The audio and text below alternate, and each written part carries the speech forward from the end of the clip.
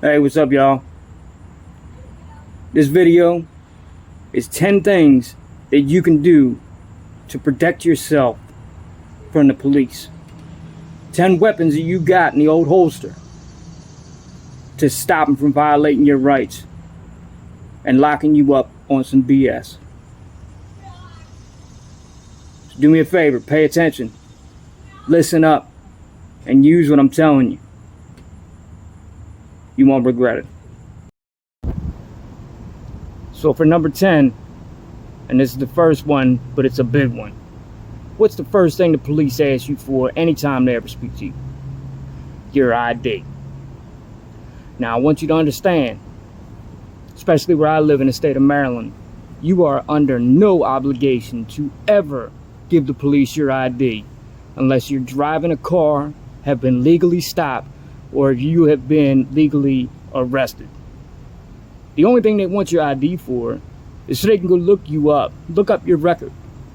And it's not just your record in their little computer, it's all the encounters you've ever had with the police, so that they can see some type of pattern, so that they can suspect you of a crime off the bat and look at you as a criminal if you have a record. You don't have to give them your ID. Now what they're going to do is the same thing police always do. They bully you. They threaten you. They're going to try to scare you with arrest. They're going to say, oh, we're going to arrest you for failure to ID. There's no such law. You have to be arrested or driving a car to be obligated to ID, as I said. So you can tell them to take that law and stick it right up their ass. Don't ever just give them your ID, especially on the first time they request it. Even if you have been pulled over. Ask them why they pulled you over to begin with. Don't just give it up. And if you aren't driving a car, don't give it to them to begin with, because it's only ammunition for them to try to violate your rights and lock you up. Do not give up your ID. Number 9 is don't you ever consent to a search. And I don't mean of just you, but your car, your house, anything that you're in, be it a boat, on a motorcycle. I don't give a damn if it's a playhouse that you hang out with with your kids. Don't ever consent to a search. And the reason I say this is you don't know what they're looking for. You might have dropped something in your car. You might have given your friends a ride somewhere, and who knows what they dropped down the crack of your seats, underneath the seat, underneath the floor mat. You got somebody questionable in your car sitting in the back seat. You don't know what they hit under the mat or stuff down the mat compartment in the back of the driver's seat. And the second they find something that you didn't even know was there, you think your car's clean, you know what's in there. No ifs, ands, or buts. But the second they find something, you're going to jail anyway. Now, the only thing they're allowed to do is frisk you when they stop you. Frisk. It means they can pat you down for guns or knives or what have you. The second they reach in your pockets, that's an illegal search.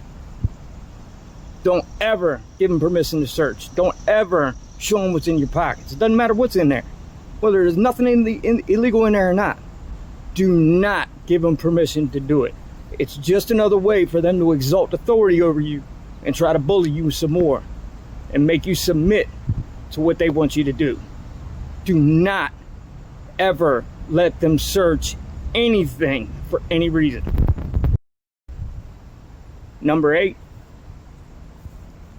please, for the love of God, never answer the door for the police.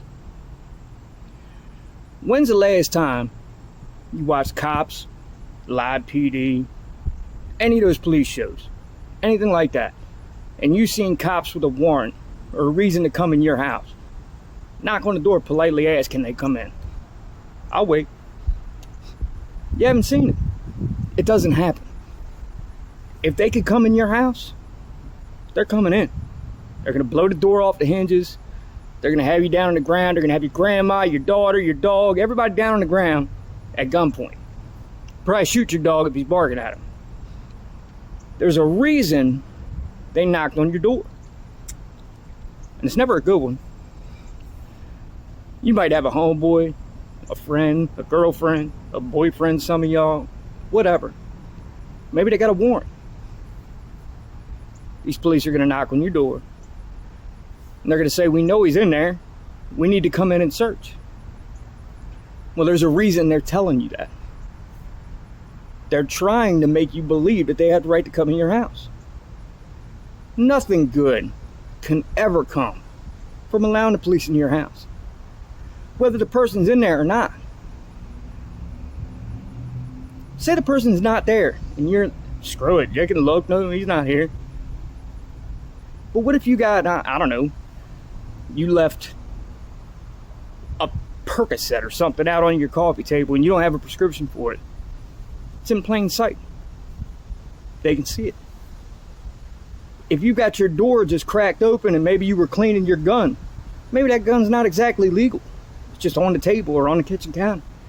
And they peek through your open door. Now they're coming in. And now you're going to jail. And all you did was answer the door. I know some of y'all have looked on YouTube and seen these cop videos where these cops get to somebody to open their door and put their foot in the door. They wedge their foot in there so you can't shut your own door. Well, that's a trap on itself. Because now, if you push the cop, or you slam the door on his foot, or any of that, well, now they're going to kick the door back in, because now you just assaulted a police officer, and now they can come in your house to get you, search your house while they're in there because they locked you up in it, and now you're facing assault on a police officer. If they don't have a warrant, don't let them in the house. Not for any reason. I wouldn't even answer the door. Like, seriously, just do not answer the door. There's a reason they're knocking. If they didn't have to knock, they wouldn't.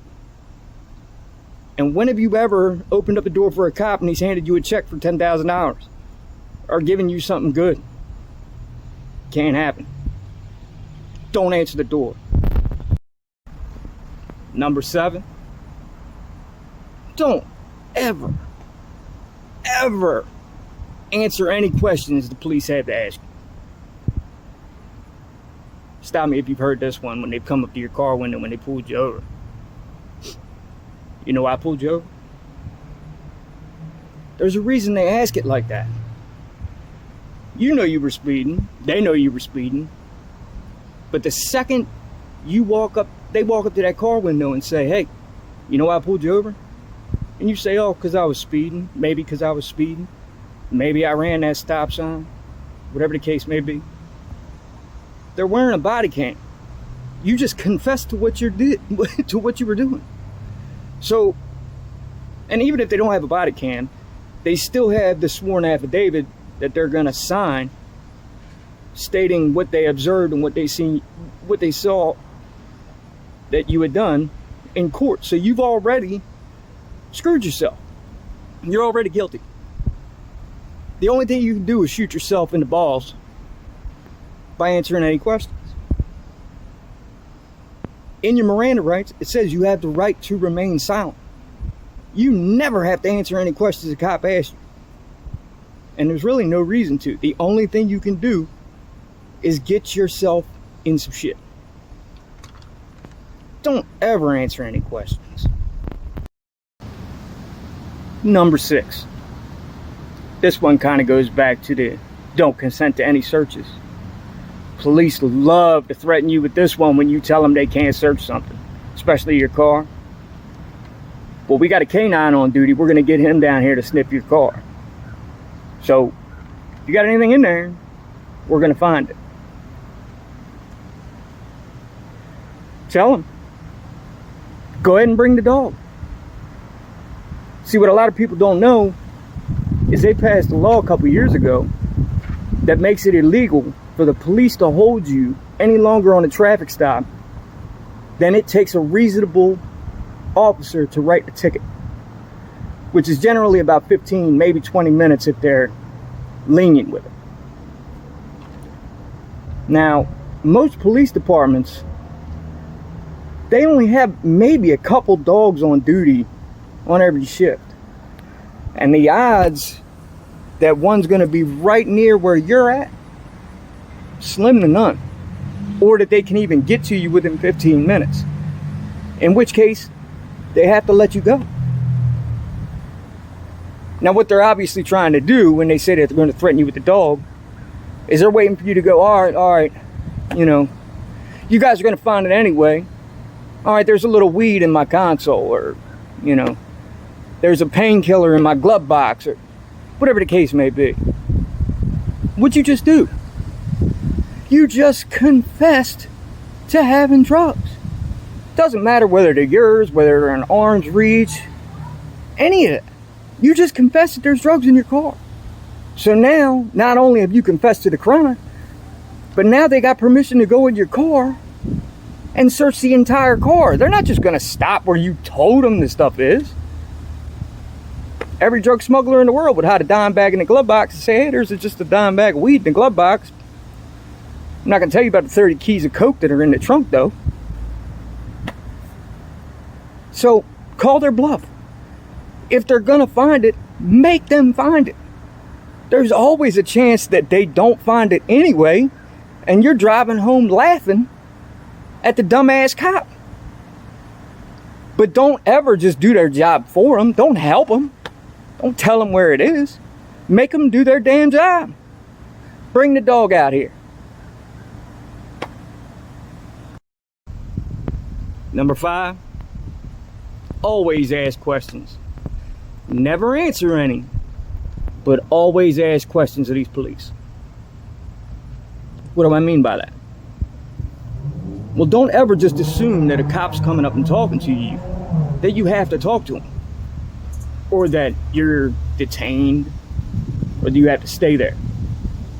See, they do what's called a consensual encounter, which is just a cop walking up to you and he might say, hey, how's your day going? Or, hey, nice car. Hey, I like your motorcycle. Where'd you get them shoes? You know, whatever he can to start a conversation. It's called a consensual encounter. What I mean by that is you can walk away anytime you want to. You're under no obligation to stay there. You don't have to talk to him. It goes right back to what I said is don't ever answer any questions from any cop, because there's some type of ulterior motive in his back pocket. There's a reason he's speaking to you. And it's not because he wants to be your friend. So always ask him, am I free to go? Am I under arrest? Now they have to answer you one of two ways. Yeah, you're free to go. Or, no, you're being detained. Well, if I'm being detained, what am I being detained for? See, they have an obligation. It's called RAS. Reasonable, articulable suspicion that you have committed a crime. Not there was a crime in the area. Not somebody fitting your description. Not any of that. Because we all know that they could describe a 6'3" black male and you're a 5'7" white guy, but they'll say you match the description anyway because you're wearing a gray hat and so was he. So not the description, not that it matches, suspicion that you committed a crime for him to be able to detain you. And it has to be a specific crime. He has to list a crime. Burglary, arson, robbery, murder, whatever the case may be, he has to list a crime before he can detain you. If not, it's called an illegal detainment. You know what that does? It opens the door for a lawsuit for you to fatten your pockets up on the county's dime. So don't ever just assume you have to sit there and talk to the police because he came up to you talking to you. You can always walk away unless he says you're detained or you're under arrest. So, always ask questions. Am I under arrest or am I free to go? Don't ever just give them the benefit of the doubt and stay there. Because they'll keep you there as long as they possibly can to figure out whether you did or did not commit a crime so they can pad their little records with your arrest. Don't say I didn't tell you. Number 4, don't ever let the police tell you you have to leave public property. Public property is not just a public sidewalk, public park, public bathroom, anything like that. There's government property, like the courthouse, like the police station. Anything that's deemed government property is also public property. You see, the taxpayers fund these places, so that makes it public property. The only way you can ever be trespassed from public property is if you've broken the law. And they would obviously have to cite that law that you broke before they're able to trespass you. They might ask you for your name so that they can trespass you, write you up a trespassing summons or warning or what have you, so that if you come back on the property, they can arrest you. But again, you have to have broken the law. So how can they write you up a trespass if they don't have your ID? Well, you don't have to give them your ID because you haven't broken the law. So you can tell them to take their power tripping punk asses, take their little badge and shove it right up there, because they can't do it. You have the right to assemble, you have the right to protest, and you have the right to air your grievances to your government, regardless of where that may be, if it's on public property. Now, if there's ever any doubt as to whether or not you're standing on public property, just move to a sidewalk. They can never tell you to leave a sidewalk. They can say you're obstructing the sidewalk, in which case you can move if the public tries to pass on the sidewalk. Then you're not doing anything wrong. And my God, do they hate it when you know your rights. Number 3, doesn't matter if you're on the side of the road or if you find yourself in a situation where you end up in an interrogation room. The most powerful words you can ever speak to a cop are, "I want my lawyer." Just shut the hell up. See, it's their job to make you comfortable, make you need something. So they don't have no problem giving you maybe a cigarette, something to drink, something salty to eat so you need something to drink, a few things to drink so you need to use the bathroom. They'll play with the heat, they'll play with the air conditioning. They even mess with your chair so it wobbles just so you're uncomfortable.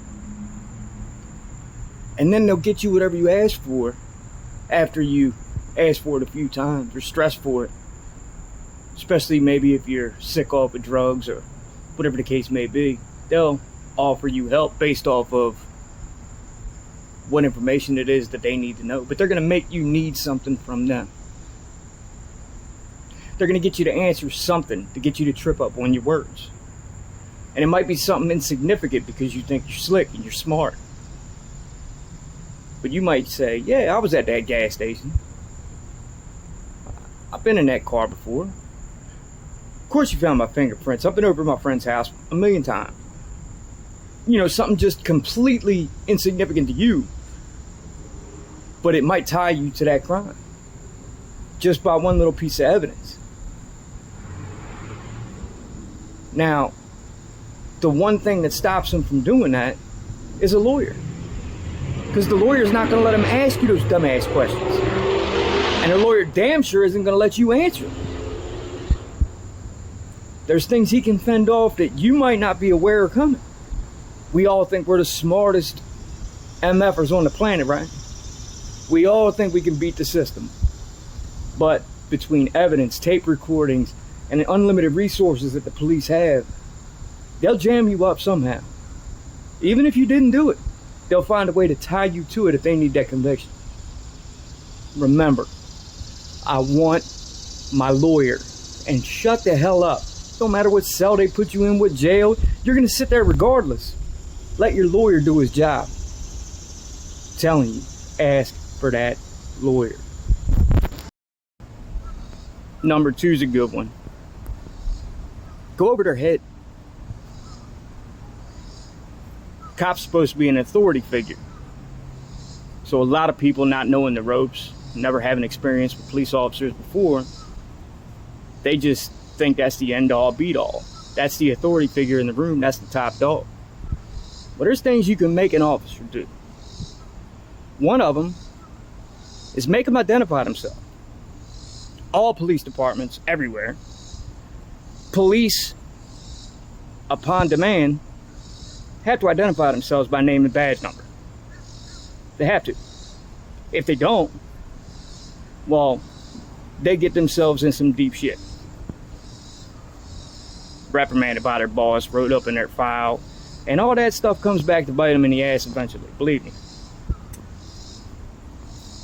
But if you believe your rights are violated, if a cop is overstepping his bounds, if he is being vindictive, if he's being spiteful, if he is doing something to you to retaliate against you for something you did before, or whatever the case may be, tell him you want a supervisor. There's nothing that chaps a cop's ass more than his authority being questioned. That's why you see them all on YouTube and all that, getting so riled up and putting their hands on people when their authority gets challenged. They have to get you the supervisor if you request it. They have to. Now, they might drag their feet doing it and take their sweet ass time, but they're gonna do it. And when the sergeant gets there, mind you, the sergeant's probably been on the job 10 plus, 15, 20 plus years. He might know a little bit of the law. Now, this wet behind the ears, green pig that you're dealing with, he had 6 months in the academy where he learned how to tase people, violate people's rights, mace people, and do a little bit of driving with his lights and sirens on. But he didn't learn the law. But they love to look at you when you question them or when you state your rights. They say, man, he must be a lawyer. Man, he got a YouTube education. Well, apparently they've been watching a lot of YouTube themselves, because a lot of YouTube people are coming back to bite them right in their ass. So you ask for that supervisor who understands your rights and has a legal obligation to stand up for your rights, and if he sees a cop doing wrong, he has to order him to stop right then and there. And there's nothing sweeter than when a cop really wants to lock you up and you have his boss stand over top of him and say, release him now, or stop what you're doing. And you get to smile and trot on down the road laughing at him. Always request a supervisor. Don't let them think they're in control. All right, y'all, if you stuck around this far, you stuck around this long, we made it to number one. Thanks for hanging with me. But number one, you probably noticed, or you don't watch any YouTube, or you've been living under a rock somewhere, but the number one weapon you have against the police, you're holding it. Your video camera, your phone. Always. I don't care if they're pulling you over. I don't care if they're asking to cut in front of you at a line at McDonald's. It doesn't matter what the case may be. If you have any encounter with the police, videotape that encounter. The entire thing, A to Z. Don't take your lens off of them. The first thing a cop's gonna say when he sees you taping them is, go ahead, videotape, I don't care. Or, you don't have to videotape, we're wearing body cameras. Well, if you've watched a lot of these police brutality videos and police violating people's rights videos and stuff like that, you'll learn that there's a lot of flaming hoops to jump through to get a hold of that video footage from those cops' body cams. Number one, you're going to pay a couple $100. You're going to wait probably 5 to 8 weeks to get a hold of it. And then it's probably not all going to be there, because they're going to redact, edit, and cover up anything that makes those cops look bad. Or the supervisors just sometimes just won't let you have the footage, period, because they don't want their police department to look bad. It's all about publicity and the public eye and how the police department looks. Screw that. You got your own camera. You got your own record. It's your property. They can't tell you what to do with it. You can post it online, embarrass the hell out of the police, take it to your lawyer so they can see it A to Z. No editing tricks, no bullshit. Take it to the judge when the lawsuit comes and get that big fat ass check from them violating your rights, or false arrest, or, you know, police brutality, or there's a million and one things that cops do wrong. And they lie and they search you without cause, and they beat you up and they whip your ass and they lock you up for bogus charges. And cops are just crooked, let's just face it. And the video camera don't lie. It doesn't blink. And when you have an unedited, unredacted, unprotected video of what these cocksuckers do to you, you can prove it beyond any reasonable doubt in a court of law. You make them people pay. A lot of times they wind up on the other side of them handcuffs. They wind up behind the cell door instead of front of it, laughing at you through the window. Police are the most crooked, badge wearing, color blue wearing gang members on the planet. And they back each other up through thick and thin, cover up murders, conspiracies, stealing money, whatever the case may be. Maybe you went to high school with them. Maybe you beat them up. Maybe you banged their girlfriends. Whatever the case may be, they got a grudge against you. And they're going to use that badge and that taser and that gun and their little handcuff power to get even with you. So make sure you got proof. Make sure you got another witness besides you. Because if it's your word against his, he's going to win every time. He's got that badge. The camera doesn't lie. So, that's it. That's number one. Thanks for sticking around. Do me a favor. Like, share, subscribe. Send this video around, man, so people that aren't educated, people that don't watch all those police videos on YouTube, maybe they get a little better understanding how to defend themselves against the police. I appreciate y'all. I'm out.